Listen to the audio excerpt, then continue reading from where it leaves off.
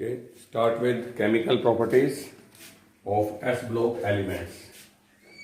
Today our topic is chemical properties of S block elements. ठीक है, अब chemical properties में आप लोगों को पता होगा कि इनकी आयनाइजेशन एंथैल्पी जो है वो लिथियम से लेकर के सीजियम तक लगातार डिक्रीज होती है ना। अब बताइए कौन जल्दी इलेक्ट्रॉन देगा, लिथियम जल्दी इलेक्ट्रॉन देगा या सीजियम जल्दी इलेक्ट्रॉन देगा? बताइए, शाबाश। आयनाइजेशन एंथैल्पी सबसे कम किसकी है? सीजियम की। तो इलेक्ट्रॉन जल्दी कौन देगा? हाँ, सीजियम। Very good. इसीलिए रिएक्टिविटी ऑर्डर में सीजियम की रिएक्टिविटी सबसे ज्यादा होती है। वैसे भी मैंने आपको बताया था alkali metals are highly reactive.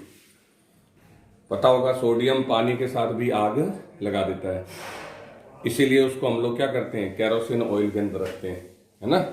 ये सारी बातें आप लोगों ने सुनी होगी। तो ओवरऑल अगर आप लोग बात करते हो तो ये सारे के सारे हाईली रिएक्टिव एलिमेंट्स हैं, लेकिन इधर जाओगे तो रिएक्टिविटी इंक्रीज होगी। तो मतलब सबसे ज्यादा रिएक्टिविटी ज्यादा है। पर अगर कोई पूछ ले कि ये सारे मेटल्स ज्यादा रिएक्टिव क्यों हैं, तो आप लिख के आओगे due to low value of ionization enthalpy. ये आपको रीजन लिख के आना है। तो सारा ग्रुप हाईली रिएक्टिव है और उसके पीछे ये कारण है। और एक क्वेश्चन और बनता है और वो यही है कि आप लोगों ने सोडियम को केरोसिन ऑयल में क्यों रखा? तो उसमें भी आप लिख के आओगे क्योंकि इनकी आयनाइजेशन एंथैल्पी कम है और ये सारे के सारे हाईली रिएक्टिव हैं। तो ये दो क्वेश्चन तो स्टार्टिंग के हैं।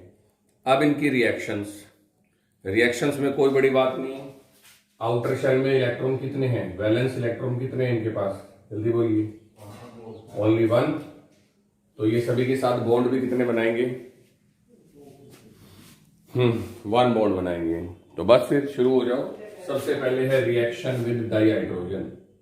तो रिएक्शन विद H2, और ये मैंने आपको हाइड्रोजन में भी पढ़ाई थी। मैं इस ग्रुप में सोडियम को पसंद करता हूं तो मैंने सोडियम ले लिया। सोडियम प्लस में H2, याद कीजिए आपने रिएक्शन एस बताया हाइड्रोजन में भी पढ़ी थी, NaH।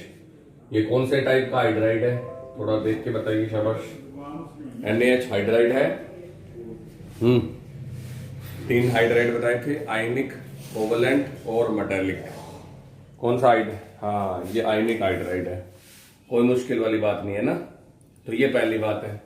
दूसरे नंबर पे टीचर पूछेगा हाइड्रोजन के साथ जल्दी रिएक्शन कौन करेगा? तो वही फिर क्वेश्चन तो सेम ही है, लिथियम जल्दी करेगा या सोडियम या पोटेशियम या रुबिडियम या सीजियम? वो कहेगा इंक्रीजिंग ऑर्डर लगाओ या डिक्रीजिंग ऑर्डर लगाओ। तो इंक्रीजिंग ऑर्डर का मतलब लगातार इंक्रीज होगा। तो अभी बताया था रिएक्टिविटी सबसे ज्यादा किसकी होती है? सीजियम की। तो सीजियम भाग के जाएगा और हाइड्रोजन के साथ रिएक्शन कर लेगा। ये वाला बॉन्ड आपका आयनिक है।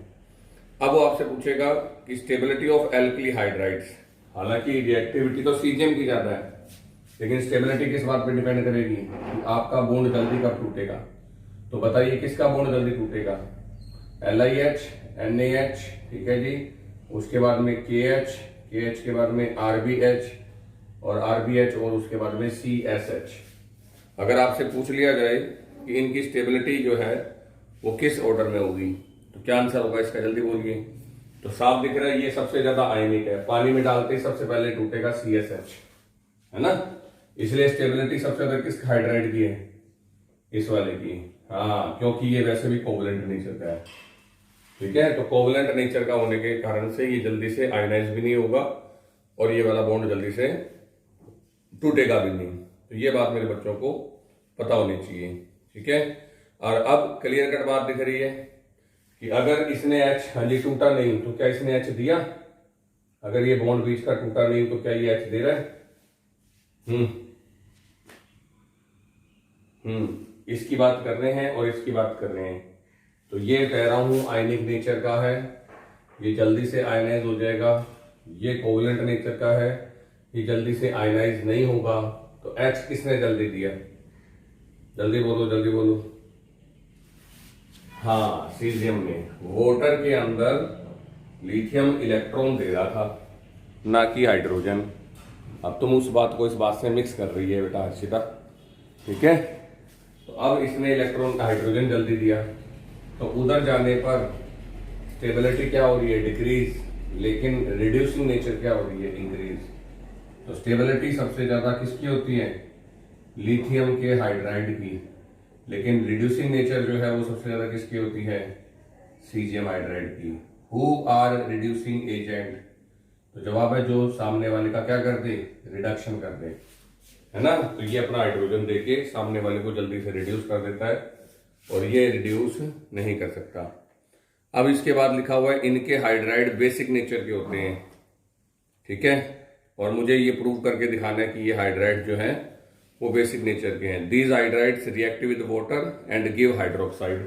चलो, तो मैंने क्या करा, मैंने NaH को पानी में डाल दिया। अब ये रिएक्शन तो पड़ी हुई है, एक का प्लस और एक का माइनस। यहाँ प्लस कौन है, इस वाले में सोडियम, और यहां माइनस कौन है, OH, और साथ में बनेगी H2। तो आज वाटर की नेचर कैसी थी, ये बात मैंने पहले भी पढ़ाई थी दिन आपको। वाटर की नेचर कैसी है, neutral. Very good, neutral nature है ना। और न्यूट्रल को इसने क्या बना दिया, बेस। ये देखो जी, ये बेस बन गया। तो न्यूट्रल को बेस बनाने वाला खुद भी कैसा होगा, बेसिक। तो कल को कोई पूछ ले कि एल्कली मेटल के हाइड्राइड्स कैसे होते हैं, तो जवाब है बेसिक, हाँ बेसिक नेचर के होते हैं। How can you show it, you can react it with water and it will produce base. हाँ, नाउ द सेकंड रिएक्शन, ये बहुत इंपॉर्टेंट है। सेकंड रिएक्शन की अगर आप लोग बात करते हो तो that is with oxygen, reaction with oxygen या एयर, एक ही बात है, क्योंकि हवा में सबसे ज्यादा अमाउंट किसकी है, नाइट्रोजन की। Good good good.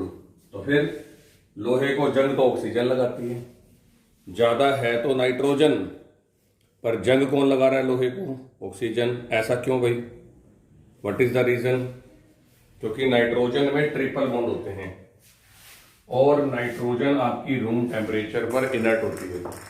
Triple bond को तोड़ना आसान है कि मुश्किल है, जल्दी बोलिए, मुश्किल है। Good good good. इसीलिए नाइट्रोजन ज्यादा होने के बावजूद भी रूम टेम्परेचर पे रिएक्शन नहीं करती। और ऑक्सीजन क्या है, डबल बॉन्ड, और वो रिएक्टिव गैस है, इसलिए वो रिएक्शन कर जाती है, ठीक है।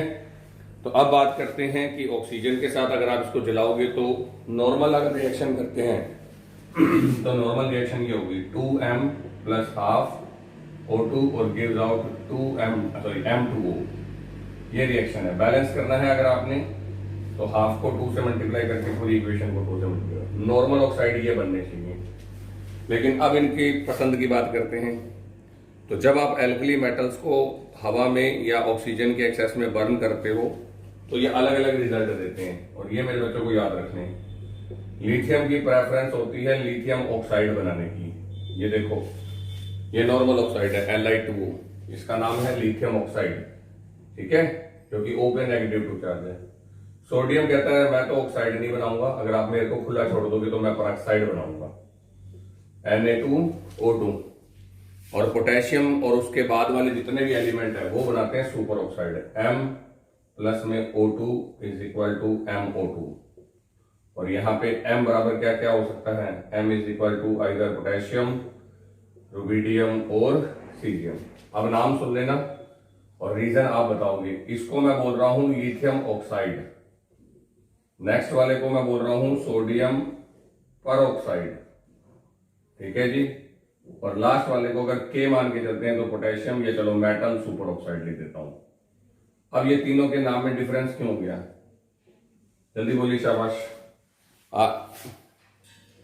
Very good very good. Oxygen पे अलग अलग चार्ज है, सही है ना। तो ये इनकी नेचर होती है कि इस तरीके से सर हम बॉन्ड बनाएंगे, इसलिए ये बात आपको पता होनी चाहिए। जनरल ऑक्साइड तो यही है M2O। अगर आपको बात करते हो बनाना तो बन तो जाएगा, लेकिन अगर इनको खुला छोड़ दो तो ये लिथियम नॉर्मल ऑक्साइड बनाता है, ये परऑक्साइड बनाते हैं और ये सुपर ऑक्साइड बनाते हैं, ठीक है। और अगर कोई पूछ ले इनसे आप इनके बारे में कि इनकी नेचर कैसी होती है, तो आप जर्नल वाले को भी लेके जा सकते हो, ठीक है जी, और इस दूसरे वाले को ले सकते हो। जर्नल ऑक्साइड कौन है, जल्दी बोलिए, M2O। मुझसे किसी ने पूछा what is the nature of M2O, तो M2O के लिए आप लोग बोल सकते हो पानी में डाल के चेक कर लेते हैं। लाओ, जैसे आप लोग इसको पानी में डालोगे MOH, MOH, दो बनेंगे मेटल हाइड्रोक्साइड। और हाइड्रोक्साइड में अभी बता के आया हूं कौन सी नेचर के होते हैं, बेसिक नेचर के। ठीक है। सिमिलरली अगर आप लोग Na2A2 डाल देते हैं, Na2 और O2, और साथ में आ गया यहाँ पे H2O, लो जी, ये रहा Na, दिख रहा होगा जरूर, हाँ। तो यहाँ से, हाँ सुनो सुनो, ये रहा 2Na, यहाँ पे बनेगा ऑक्साइड, ये ऑक्साइड बनाता है 2, ये दिख रहा है आपको, इसका मतलब ये कन्वर्ट हो जाएगा इसमें, और साथ में बनेगा H2 और O2। तो इधर से क्या हुआ, H2 और O2 को मैंने ले लिया, ऑक्सीजन को उसको दे दिया, तेरा प्लस मेरे पास, मेरा प्लस तेरे पास, तो एक का प्लस और एक का माइनस, और बाद में ये सेम ही रिएक्शन दिखा के NaOH में कन्वर्ट हो जाता है। तो ओवरऑल देखा जाए तो इनका नाम एल्कली मेटल्स क्यों पड़ा, क्योंकि मैंने स्टार्टिंग में मेरे बच्चों को बताया था कि these are known as alkali metals because their solutions are basic in nature. तो हर बार देखो क्या बन रहा है, इधर भी बेस बना, इधर भी बेस बना, और इसके आगे रिएक्शन करा दूंगा तो फिर से बेस बन जाएगा। तो ये बात मेरे बच्चों को पता होना चाहिए। अब पोटेशियम सुपर ऑक्साइड का एक यूज दिया हुआ है, ये सबमरीन्स के अंदर, रॉकेट्स के अंदर और रेस्पायरेशन अप्लायंसेस के अंदर यूज किया जाता है। बड़ी मजेदार बात है। सबमरीन्स क्या होती हैं, ये याद होना चाहिए मेरे बच्चों को। CO2 कहता है सर देखो मेरे साथ ऑक्सीजन बैठी है, ठीक है जी, this is potassium superoxide. ये तुम बताओगे ये ऑक्सीजन खुश है या नहीं है, वो तुम बताओगे। हाँ खुश नहीं है, क्यों नहीं है खुश, वेरी गुड, यहां पे ऑक्सीजन पे -½ है और ऑक्सीजन सुपर ऑक्साइड की फॉर्म में बैठा है, और मैंने आपको बताया था नॉर्मल जो चार्ज होता है वो -2 होता है, ये रहा -2। तो ये जो सुपर ऑक्साइड होते हैं और ये जो पेरोक्साइड होते हैं ये अनस्टेबल होते हैं, ये बात हमारी पिछले चैप्टर में भी हुई थी। तो ऑक्सीजन यहां से निकल के भागना चाहती है। तो जो सबमरीन्स हैं या जो रॉकेट्स हैं, है ना, जो स्पेस में जाते हैं, ये दोनों ऐसी जगह पे चलते हैं जहां पे ऑक्सीजन कम है। सबमरीन कहाँ चलती है थोड़ा बताना मेरे को, सुना हुआ है क्या? हाँ, पानी के अंदर चलती है। पानी के अंदर ऑक्सीजन होती है क्या? होती है, बहुत कम होती है, हाँ कंपैरेटिवली कम होती है। और सबमरीन के चारों तरफ पानी के अंदर ऑक्सीजन बहुत कम होती है ना।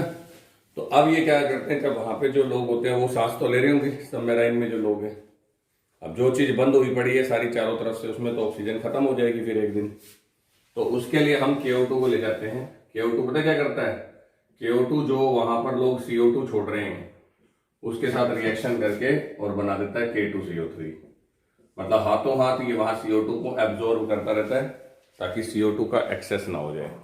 तो ये बड़ा अच्छा यूज है और मैंने लिखा भी हुआ यहाँ पे, तो ये आपको याद करके जाना है, ठीक है। अब अगली रिएक्शन मेरे बच्चे खुद बता देंगे, रिएक्शन विद हेलोजेंस। कौन हेलोजन में किसको जानते हो बताओ, शाबाश, जो पसंद है उसको उठा लाओ। Reaction chlorine, good good good. Reaction with halogen में फ्लोरो, क्लोरो, ब्रोमो और आयोडो आ जाएंगे। तो ये तो सारे दुनिया को पता है। क्लोरीन के साथ अगर मैं सोडियम की रिएक्शन करूंगा तो क्या बनेगा, सोडियम की तो 2Na + Cl2 और gives out 2NaCl। Very good. और अब इसके बारे में कोई भी क्वेश्चन पूछूंगा तो वो मेरे बच्चों को आता होगा। नेचर कैसी है इसकी NaCl की बताओ, शाबाश। आयनिक है क्या कोवलेंट है? आयनिक है। पानी में घुलेगा कि नहीं घुलेगा? घुलेगा। नमक एसिड होता है, बेस होता है कि न्यूट्रल होता है? नमक। सॉल्ट कैसे बनते हैं? क्या बात कर दी, बिल्कुल चुप हो गए तुम तो। सॉल्ट कैसे बनते हैं? एसिड और बेस की न्यूट्रलाइजेशन से बनते हैं। गुड, न्यूट्रल नेचर है।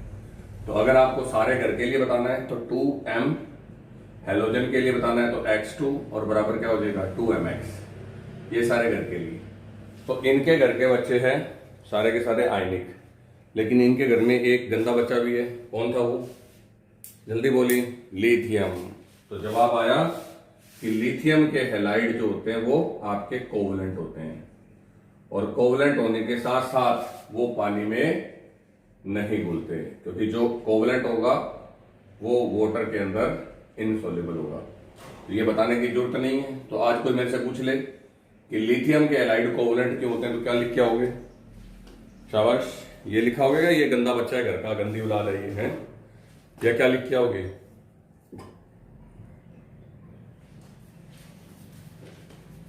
बिल्कुल एग्जैक्ट आंसर है, बिल्कुल एग्जैक्ट आंसर। आज सोडियम ने क्लोरीन के साथ बॉन्ड कैसे बनाया? इलेक्ट्रॉन डोनेट करके, Na पे प्लस और Cl पे माइनस। लिथियम अटक गया, लिथियम कहता ना मैं तो डोनेट नहीं करूंगा। इस वजह से इसका साइज छोटा होने से पोलराइजेशन हो जाता है और ये शेयरिंग पर आ जाता है, और शेयरिंग पे आने की वजह से इसकी नेचर आपकी कोवलेंट करेक्टर की हो जाती है। याद रखना इस बात को, छोटा साइज और high ionization enthalpy. Now my next reaction is reaction number 4 and it is reaction with ammonia solution.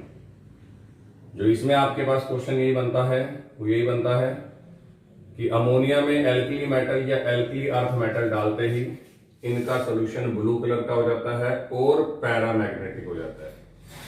अब ये जो दो प्रॉपर्टी मैंने आपको पढ़ाई हुई है, कलर और मैग्नेटिक नेचर, ये पीछे मैंने आपको पढ़ाई हुई है और वो याद रखी हुई है। देखो तो यार दो आपके पास एग्जांपल्स लिखे हुए हैं।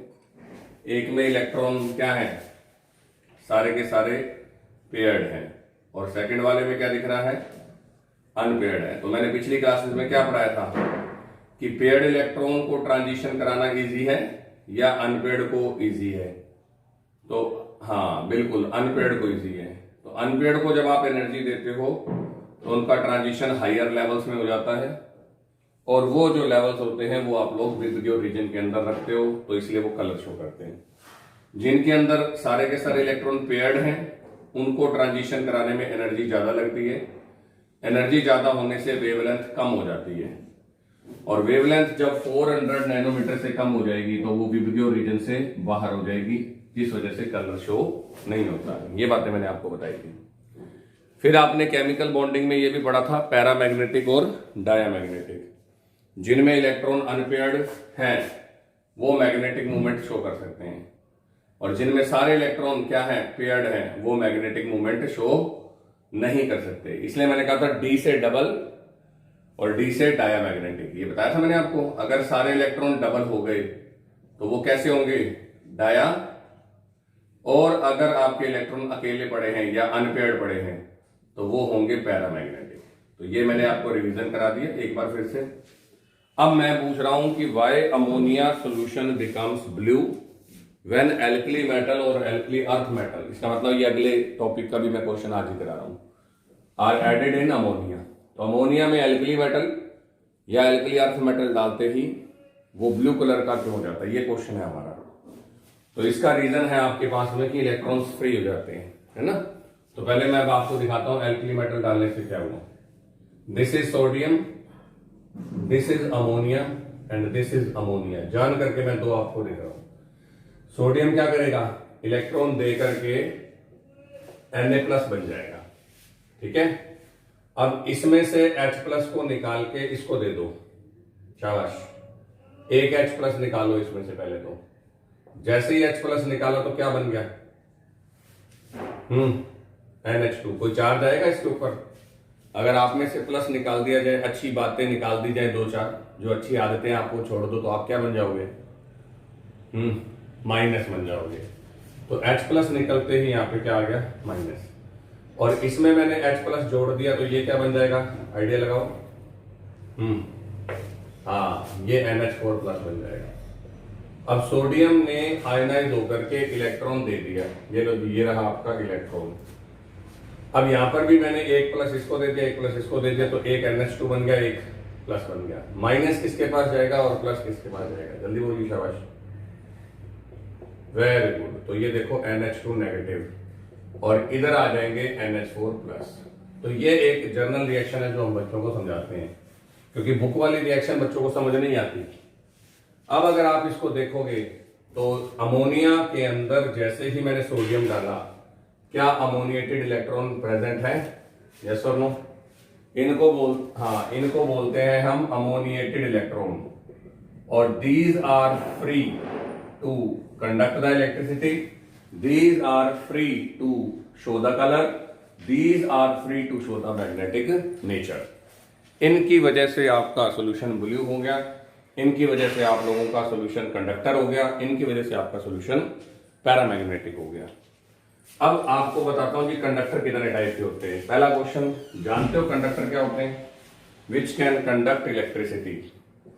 तो कॉपर की वायर जो है वो कंडक्टर है या नहीं है? जल्दी बोलिए। जल्दी जल्दी जल्दी जल्दी। कॉपर कंडक्टर है। अगर प्लग में लगाओगे मजा आएगा कि नहीं आएगा? सिंपल सा क्वेश्चन। प्लग में लगाते ही हाँ मजा आएगा, जो करंट आ रहा है ना। तो एक क्वेश्चन बताइए, कॉपर की वायर में करंट क्यों आ रहा है? तो जवाब आता है ड्यू टू फ्री इलेक्ट्रॉन। और जो इलेक्ट्रॉन की वजह से करंट का फ्लो हो रहा होता है उनको बोलते हैं इलेक्ट्रॉनिक कंडक्टर। क्या बोलते हैं?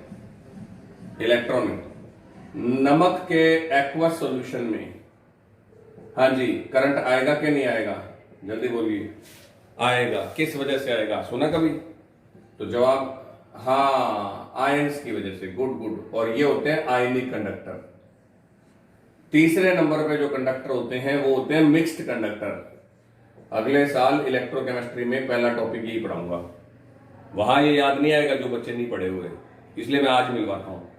तो अगर ये इलेक्ट्रॉनिक है, ये आयनिक है, तो मिक्स्ड कंडक्टर का मतलब क्या होगा? थर्ड नंबर पे कंडक्टर कौन से हैं? मिक्स्ड कंडक्टर, जिनमें करंट का फ्लो किसकी वजह से हो? हाँ। और अगर किसी से एक एग्जांपल पूछ लिया जाए तो बच्चे जनरली इस एग्जांपल को दे नहीं पाते। मेटालिक कंडक्टर इलेक्ट्रॉनिक होते हैं, वो सारी दुनिया को पता है। आयरन भी बता दोगे, सिल्वर भी बता दोगे, कॉपर भी बता दोगे, और घने मेटल बता दोगे। आयनिक कंडक्टर आयरन की वजह से होते हैं, ये भी बहुत सारे बता दोगे। NaCl, KCl, HCl, HNO3, H2SO4 बतेरे बता दोगे। लेकिन जो मिक्स्ड कंडक्टर है वो दोनों की वजह से है ना। ये बच्चों के पास एग्जाम्पल नहीं होता, और उसका एग्जाम्पल आपके सामने है। जब मैंने सोडियम के अंदर अमोनिया डाली, क्या फ्री इलेक्ट्रॉन्स आए? जल्दी बोलिए, जल्दी बोलिए। क्या अमोनिया के अंदर सोडियम डालती आयन प्रोड्यूस होंगे? जल्दी बोलिए। हाँ। तो ये वाला पार्ट कौन सा है? आयनिक। ये वाला कौन सा है? इलेक्ट्रॉनिक। इसका मतलब ये जो है एक मिक्स्ड कंडक्टर बन गया। ठीक है, ऐसे कंडक्टर को मिक्स्ड कंडक्टर बोलते हैं। हमारी बुक बोलती है M + X + Y NH3। अब X + Y क्यों बोल रहा हूं पता है? क्योंकि X का वैल्यू 1 है और Y का वैल्यू भी 1, क्योंकि मैंने दोनों 1 लिए। अगर सोडियम की जगह कैल्शियम होता तो वो कितने इलेक्ट्रॉन देता? जल्दी बताओ। 2 इलेक्ट्रॉन देता। तो मुझे यहां अमोनिया कितने चाहिए होते? 2 चाहिए होते। गुड। इसलिए यहां X 2 हो जाता, Y 1 हो जाता। इतना सही क्वेश्चन है। अब आपकी किताब कहती है कि जब आप इसको इस तरीके से आयनाइज करोगे तो मेटल तो M+ बन जाएगा। यस और नो बोल दो। और उसके साथ NH3 जुड़ जाएगा X की फॉर्म में। और दूसरे नंबर पे कौन बैठा हुआ मेरे साथ? Free electron. और उसके साथ NH3 जुड़ जाएंगे Y1। मुझे ये बुक वाली इक्वेशन से ज्यादा ऊपर वाली इक्वेशन ज्यादा अच्छी लगती है। ये बच्चों को समझ आती है कि हाँ सर ठीक है, एक NH3 ने H दिया, एक ने H लिया, एक वजह से माइनस बना, एक प्लस बना। माइनस जुड़ गया प्लस के साथ, प्लस जुड़ गया। आप दोनों में से कोई भी कर सकते हो, टीचर गलत नहीं कर सकते इस इक्वेशन को। ठीक है, बस वहां सोडियम की जगह क्या लिख दोगे? M। ठीक है, और X + Y लिखना है तो ये भी इक्वेशन ठीक है, और ऊपर वाली एक्सप्लेन्ड रिएक्शन है। तो ये बात है। तो अब समझ में आ गया ये ब्लू कलर का क्यों है? हाँ। तो ये जो मेटल के साथ अमोनिया का सोल्यूशन है, ये गुड रिड्यूसिंग एजेंट है due to the presence of free electron. अब आती है इनकी रिएक्शन विद वाटर। वो तो मैं बहुत बार कर चुका हूं। हाँ जी, पानी के साथ रिएक्शन करेंगे। पानी के साथ रिएक्शन की वजह से तो इनका नाम पड़ा है एल्कली मेटल्स। तो मैं सोडियम के साथ करा दूं। Sodium + 2HOH। सोडियम प्लस होता है, OH माइनस होता है। क्या बनाएंगे? जल्दी बोलिए। NaOH। और साथ में क्या बनेगा? H2। इन्होंने सॉल्यूशन को बना दिया बेसिक बना दिया। इसीलिए मेरे बच्चे ये एल्कली मेटल्स हैं। ठीक है, फिर इसके बाद आता है रिड्यूसिंग नेचर, जो कि मैंने आपको पहले ही एक्सप्लेन कर दी है ना। ये सारे के सारे तगड़े रिड्यूसिंग एजेंट है। लेकिन क्वेश्चन आएगा why lithium is the strongest reducing agent. तो रिड्यूसिंग एजेंट के लिए आप लोगों को वैल्यूज दी जाती है रिडक्शन पोटेंशियल की, जो मैंने कल परसों बताई थी। लिथियम के लिए -3.04, याद आ गया।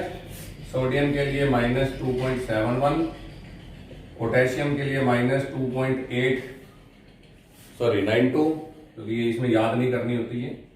रुबिडियम के लिए -2.99 और सीजियम के लिए 3.02। मुझे बिल्कुल याद नहीं करना इस क्वेश्चन में कि वैल्यूज क्या है। मुझे सबसे पहला क्वेश्चन ये आएगा कि why lithium is the strongest reducing agent. तो आप लिखोगे due to the smaller size the hydration enthalpy of lithium is very high. ये लिख के आओगे आप। जो लिथियम है उसकी हाइड्रेशन एंथैल्पी ज्यादा होती है। किस वजह से ज्यादा होती है? तो आंसर इसका आपने बता दिया। हाँ बिल्कुल बिल्कुल, ड्यू टू स्मॉलर साइज।